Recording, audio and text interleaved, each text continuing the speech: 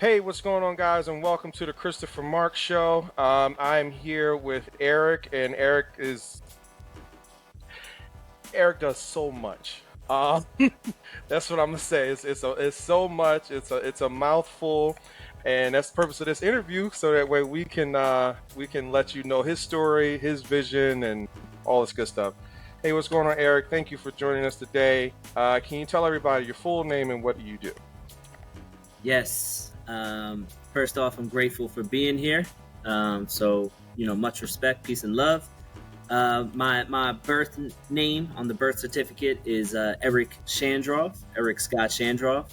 But I'm formally known as Myster-E Edutainment, which is my brand and my business, which I educate, entertain, and inspire through rhythm-applied poetry, hip-hop, and spoken word. So I'm a performing hip-hop artist, MC. I'm a spoken word poet, and I'm an edutainer, event curator, and a human. Much more. I'm currently 32, so I look at each year in my life as another chapter. Over the last decade or so, I've definitely done a lot of different things, ranging from being a radio host and personality, for Woo World Radio, official radio station of the Wu-Tang Clan. I spent a year as a laser science teacher. There's many things on the resume that I don't even have on my updated resume because it's no longer super relevant. They have been stepping stones in my journey. Additionally, I'm the current New Jersey regional director for a nonprofit organization called Rappers and Rabbis, which meets at the intersection between Judaism and hip hop. In 2022, I was a U.S. hip hop cultural ambassador, which is a bit of a mouthful, but it pretty much means that I did an international tour in Poland with several other American hip-hop artist educators and performed cultural diplomacy through hip-hop to bring together cultures through the art form. And lastly, where I am now, I'm a full-time teacher as well. I teach performing arts in Plainfield, New Jersey, and in the afternoons I teach English at an Orthodox yeshiva. So I wear today. I'm actually not wearing any hats, which is kind of a rarity for me. But I wear many hats, and yes, And yeah, y'all see what I'm saying. Y'all see what I'm saying. So Eric, let's break all this stuff down. So let me ask you this: when was the moment that you were like, okay, this is what I want to do. This is what I love. This is what I'm passionate about. What moment was that in your life that sparked all of this? So the great question. So the trajectory that I kind of find myself on now, as this edutainer, if you will. I mean, I'm many other things other than just an edutainer, as I listed for you.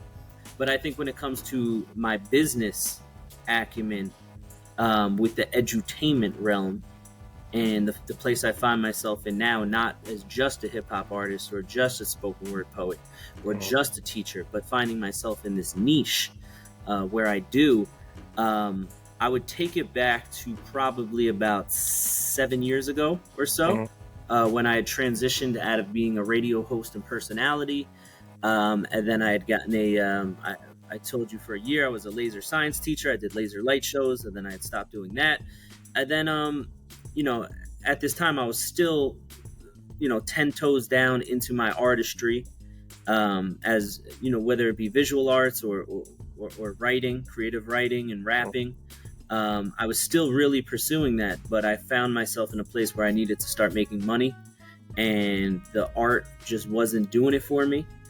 It was really it was beyond a hobby because it was a passion, but it just wasn't bringing in income for me.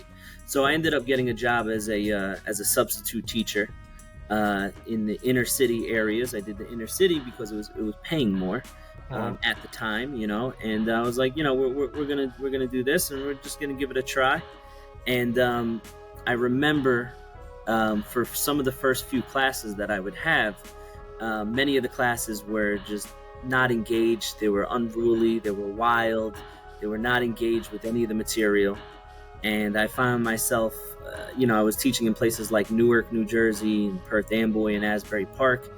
If you're familiar with these cities, they're inner city areas, and I was trying to find a way to engage with the kids. And you know what it's like as a sub, and myself as a kid as well. When there's a sub, it's like it's a free for all, it's a party. Yeah. But I would tell the kids, I say, if you guys are well behaved, I'll drop some bars for y'all at the end of the class. And they'd be like, man, get the heck out of there, and eventually, I would, I performed some of my work, some of my raps and poems, and I saw the way that it was able to resonate, and how excited and how crazy, the students went after I would perform my work. And this was, eventually I then, I recorded one of the videos and I put it up online, and it went somewhat viral on its own, without a promotion, without a marketing or advertising campaign behind it.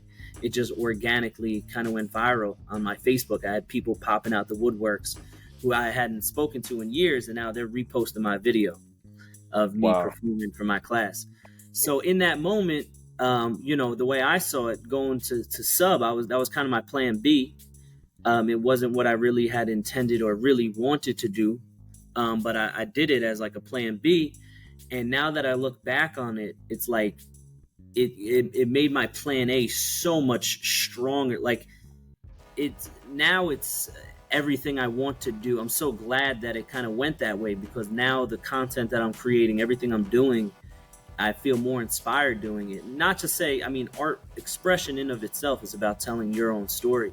But I feel now that it's kind of separated me, where now I feel like I have this real, from a business standpoint, I have this real niche, and I see real, genuine purpose in the art and the work that I'm doing now, kind of in this edutainment realm.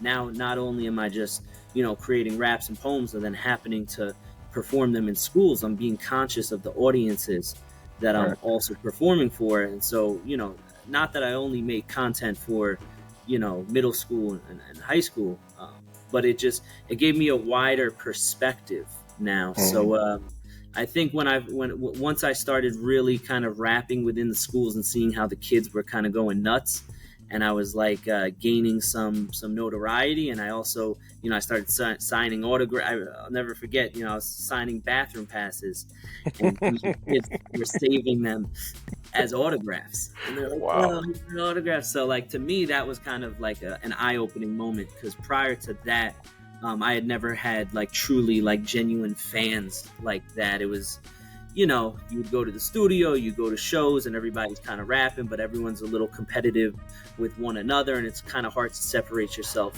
from the crowd. And then when I really started kind of rapping in the schools, I really started developing genuine fans and notoriety that way. And again, it gave me a sense of fulfillment and purpose. So to pinpoint a moment, that was when I think I felt like I was onto something.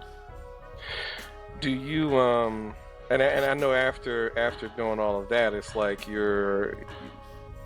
it's a shocker, right? It's like, man, this is really happening. This is the moment. Is there, within that moment like that you were in, do you feel like you changed someone else's life? Like, was there anyone out that kind of like came up to you after that and was like, hey, you know what? Seeing you do this made me want to do that. Oh yeah, absolutely. To this day, I still have former mentees who I keep in contact with in which, when I had first met them, there's one in particular that I think of, but there's a few different cases in which these are people that I had met in which at first I was in a teacher, they were a student kind of format. And now years later, there's still contacts in my contact log who I will occasionally speak with, or I'll see them out at a show or event. And, we hug each other, and it's like, yo, like it's that true bond. But there's one former mentee who I remember when I had met him. I had met him. I was doing it was a class that I was teaching for Drew University. Mm-hmm. It was like a summer creative writing program, and when I had first met the kid, he was like 16 or 17, and you could tell he was a good writer, but he was very shy and reserved and kind of like low self-esteem, and seemed a little unsure of himself. Right. And by the end of like the week-long program, his parents came to the final share out, and I had told him that I was hosting an open mic that same night outside of this whole summer camp program thing, but like kind of an adult show. And if you would like, you could come out to it. And I remember his parents brought him out to it. He was a 17-year-old kid. The show, there was cursing, there was a whole lot going on, but good thing the parents were like, they were cool with it, and they let him go and do his thing, and he shared a poem. And years later now, this former mentee, he hosts events, and he's now in teaching himself. Wow. And his confidence has just grown through the roof, and he's a really just a powerful poet in his own right. And many people, they'll say that they kind of hear a bit of me in him, but I which I recognize, but I also think that he's developed his own story and his own confidence within his writing. So that's just one example. But there are definitely many students and former mentees that I'm certain of, that I kind of help them. I help launch them on their path. And they say you could lead a horse to water, but you can't make him drink it. And there's been many horses I've tried to lead to water. Many of them did not drink, but there are a few that once they take the sip, now it's all on them at this point. And that's all I could do, is lead them to the water. And I feel there have been several that I've led to the water, and there are occasions in which they'll come back and they'll remind me that I did. It's a beautiful, like, full circle kind of moment.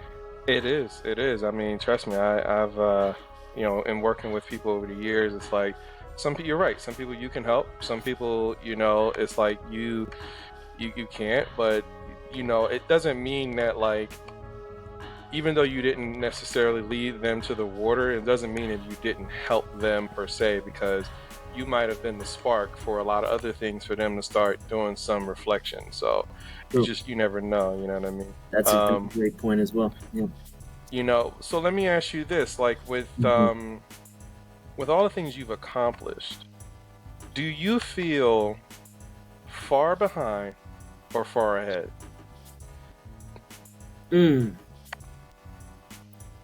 I feel I'm right where I need to be. Okay. As much as sometimes I feel like there should be a brighter shining light on my story and the work that I'm doing, because I feel in the past, like, I've put out singles or records or projects that maybe they should, the views should be higher, or the comments, or they should have been on TV, radio stations, because I have the utmost confidence in the work. Of course, I overthink a lot as well, but I am, I before I put a project out, I like to see, that it's done right. So I have the utmost confidence in my work. So of course I would think that, at times, like, I should have a larger platform potentially, or, I feel like I'm still scratching the surface though. I feel like there's still a lot of time for me to get things done. So I don't want to say that I'm ahead of the curve or behind the curve. I am where I am, and I pray that God just allows for me to for this just to be the beginning, and to eventually, and if it's meant to be, give me that greater platform to impact people. I just hope that when the time is right, that I'm ready. And that's all that I could do per se. Yeah, it's And I asked that question because sometimes when you're doing so much for people, or you're giving so much and you're uplifting people here and there, it a lot of times you might, and but when you have that talent as well, like you're able to perform, you're able to do things. Sometimes you do feel like, okay, am I behind? And everyone's like, I'm letting everyone go ahead of me, or Mm, am I so far ahead that now I'm here to lead everyone? mm. And go ahead, you want to say something? Yeah. Well, it's interesting you say that because I think I deal with that on the day to day. Like these are inner thoughts that I've had, and for years now. And it's what's interesting of finding myself in like the educator role. I remember years ago. I'm talking 5 or 6 years ago. There was a situation where when I was fresh out of doing the Wu-Tang radio, Wu World Radio, and I'd mention that to a class, and I would have students look at me like they had no idea what that is, like Hmm.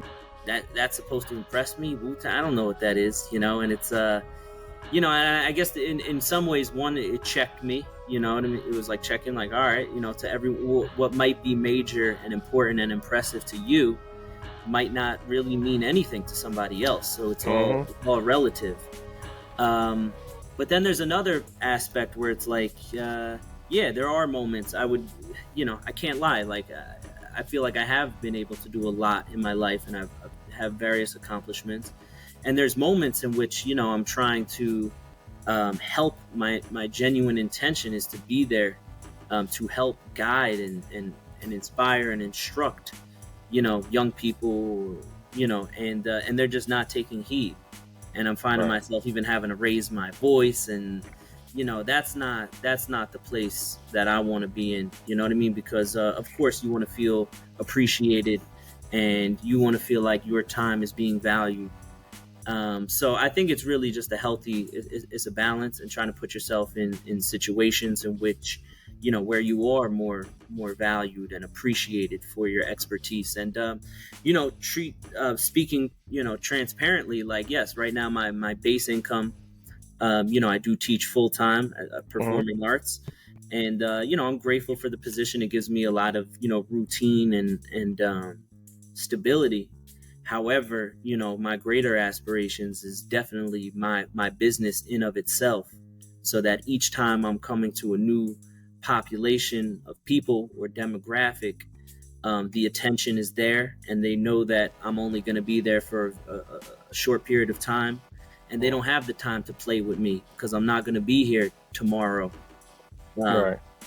but I'm only going to be there for that short period of time. And I think when people, um, sometimes you have to remind people of your value and that your time is precious. And when we're always there for people all the time, I think sometimes people take that for granted. Um, Yeah, yeah. I've been in those situations a lot, and um, I think it's good to, like you said, just have those moments where you're in and out, or when Mhm.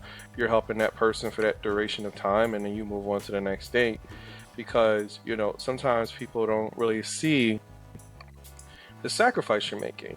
Mhm. They don't see the value of who you are. It's almost like you might be in a relationship or whatever, Mhm. and you're around that person every day.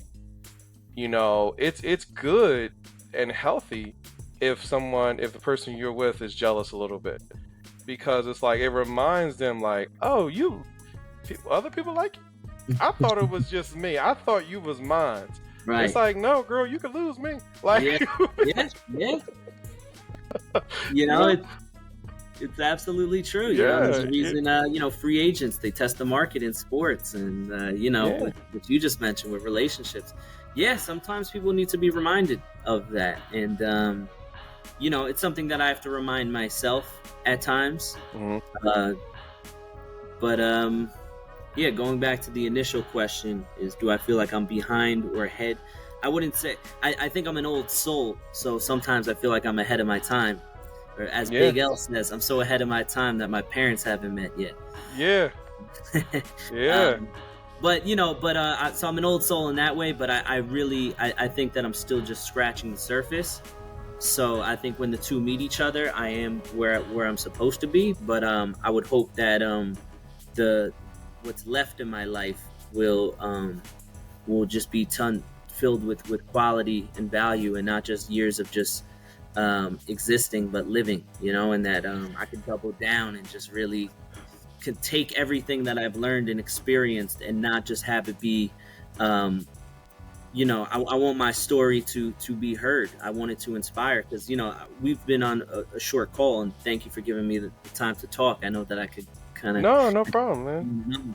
but there's so many other stepping stones within my journey which I left off, in which again, I hope that all that I've been through at some point will allow me the stage to go in on these in-depth conversations and work to inspire others. So at times it could feel like some of the years where we don't feel like we're successful, or it could have been learning experiences. I hope that at some point it's all a part of the story. Yeah, because it's and I'm sure there's a lot of people where that you've helped, that they do value what you bring to the table, and then what you offer, and the life that the ways that you go about transforming their life. And it's one of those things where it's like you start to realize it over time, because in our minds it's like we're thinking to ourselves like, man, you know what, I gotta work on this, or I could do this, I gotta do this, I gotta do that, right? But what you don't realize is happening while you're doing all those things. It's like, man, I really wish that there was someone who could help me with this. And then you come in, and then you become that person for them. And so, I asked that question because I felt that way before, but I started to realize that I'm actually in kind of in both positions at the same time, where it's like you're far behind in order to see how far you have to go, but you are so far ahead so that people can actually follow you. Right. And that kind of is really how I look at things, because you're always going to feel that way, because you have a vision, you have you have ideas, you're creative. You're always going to feel a little bit behind because you want to do so much, and you can do so much. So you're always going to feel like, yo, I feel so far behind. But it's only until you see the impact that you have in other people's lives is when you're going to really see it. Right. All great points. This year I'm trying to be even more intentional about really just executing on things. If I have songs or projects that have just been sitting in the Dropbox, for some time, I want to get them out. I want to throw, because I feel like sometimes we only feel like we're behind if we didn't execute on something we said that we would do. That's true. That's when we start to feel behind, because it's like we had this idea and we haven't executed on it yet. So eventually that's how you start to feel that way. But I feel like if we're doing the things that we said that we would do, then that's all that we could really do. The best that we could do is try, and knowing that we've given it our best. So as long as we're able to truly do that, then I feel like we have to feel good about where we are, and know that we've tried the best we could. The funny thing about that is, like, I remember I have a client of mine I worked with, me and him, and he been working on his album for years.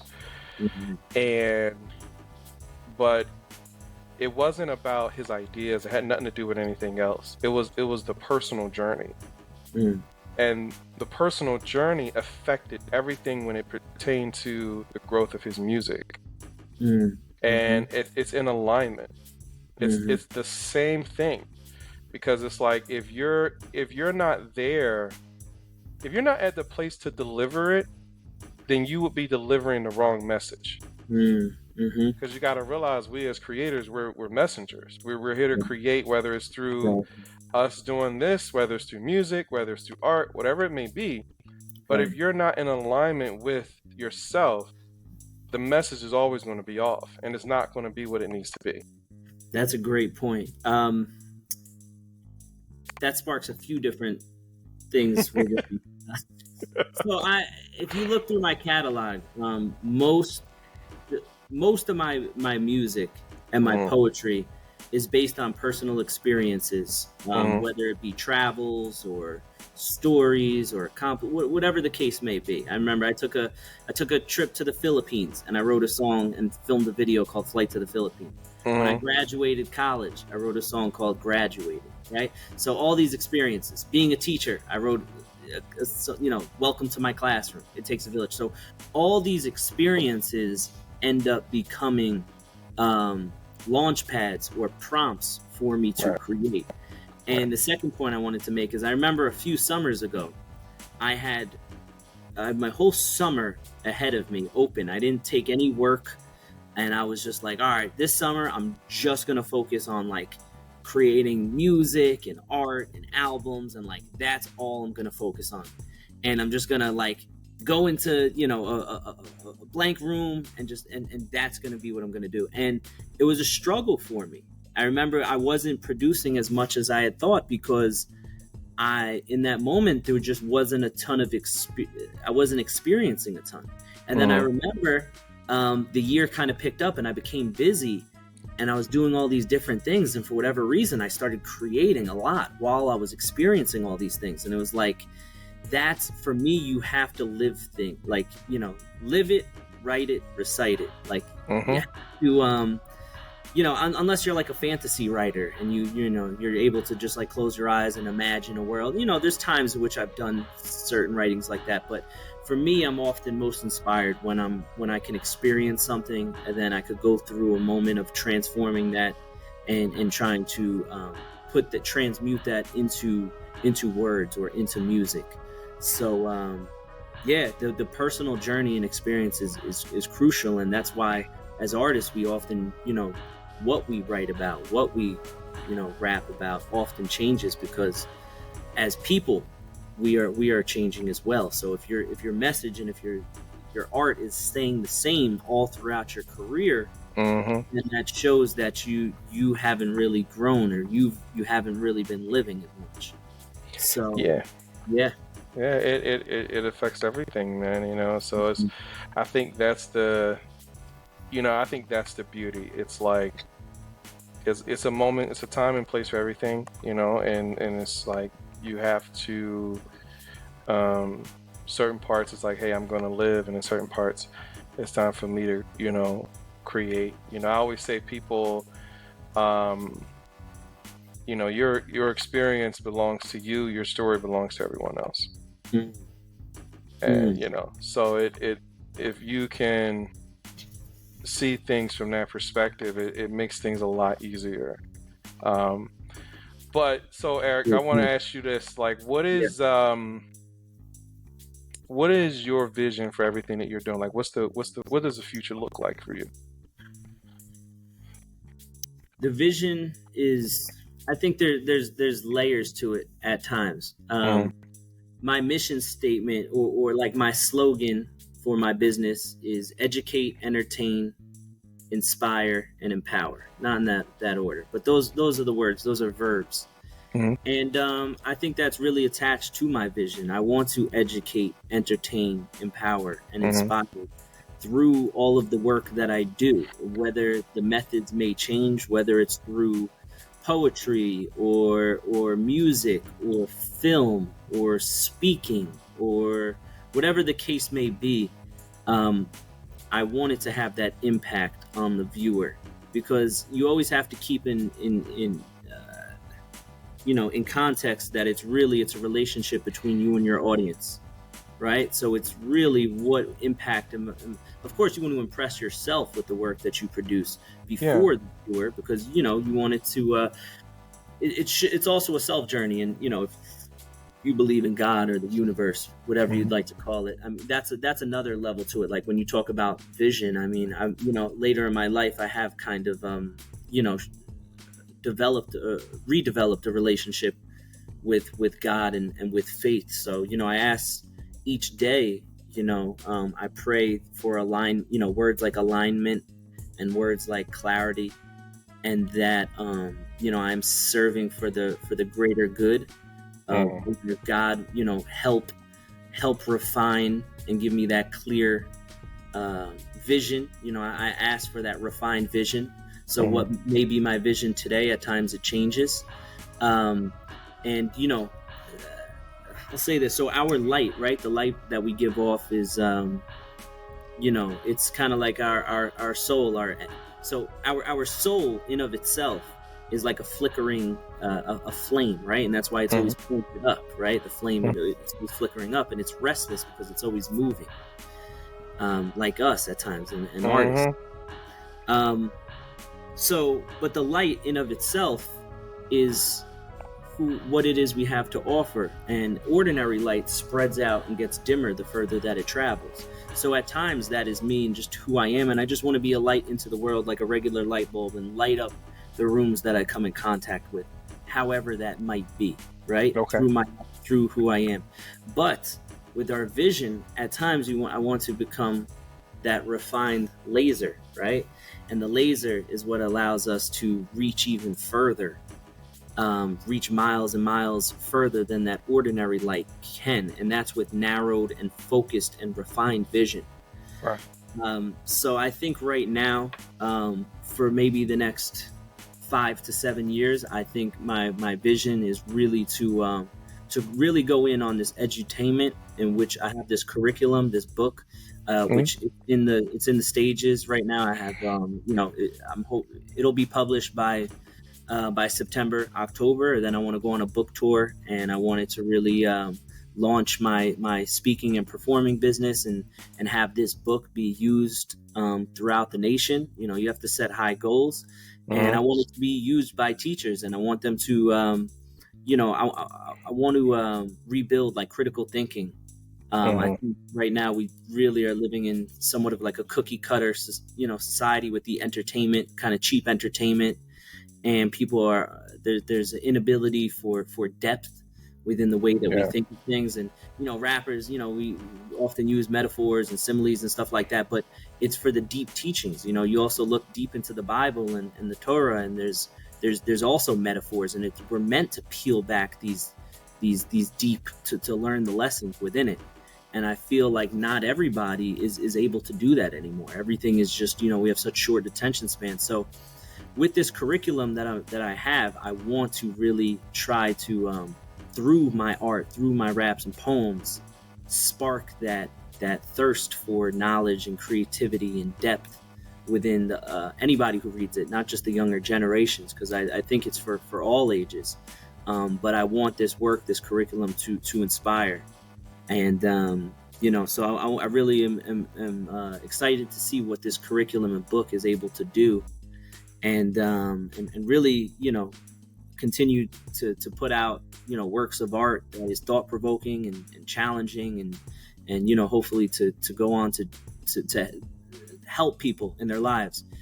And after that, I feel like once you can become really successful and a household name in one area, then you could go off and really do whatever you want, and given the opportunity. I mean, I mentioned professionally the things that I'm doing currently and that I've done. But I mean, I'm an athlete. I love to play sports.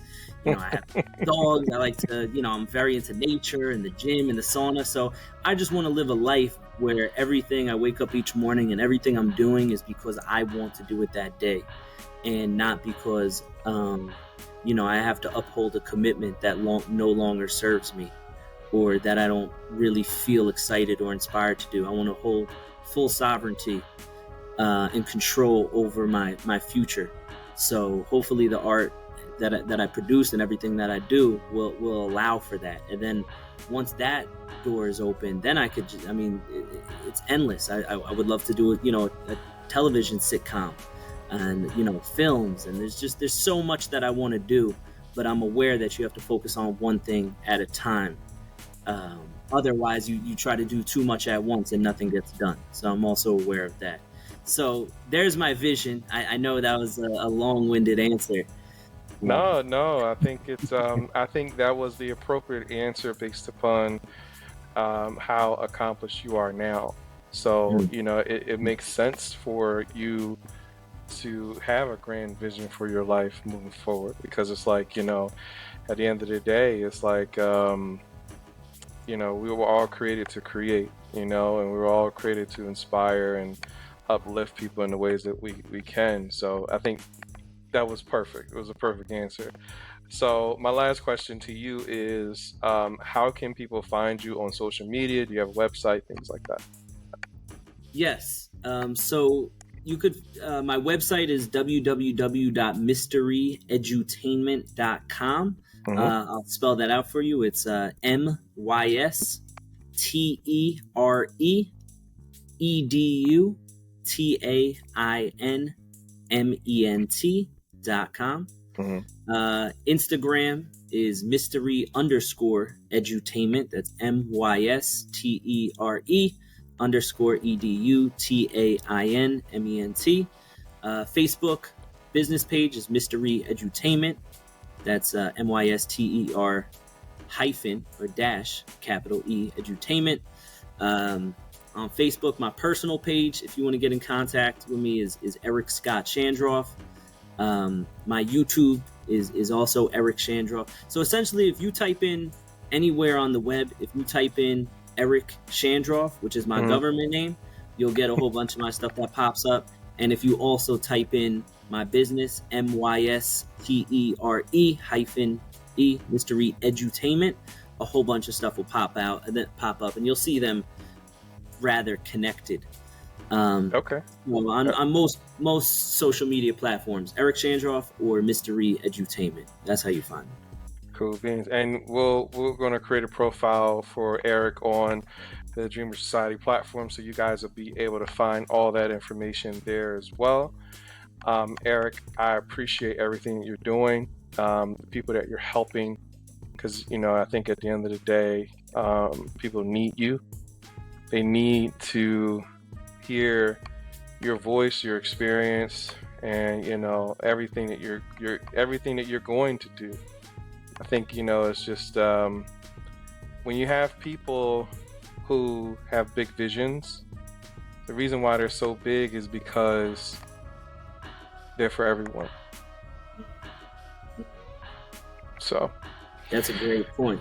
I don't want to take too much longer, but that's another vision. That's part of the work that I'm doing is bridging the gap. You know what I mean? Albert Einstein was great at taking very complex and large ideas and synthesizing them and making them easily digestible for the common folk.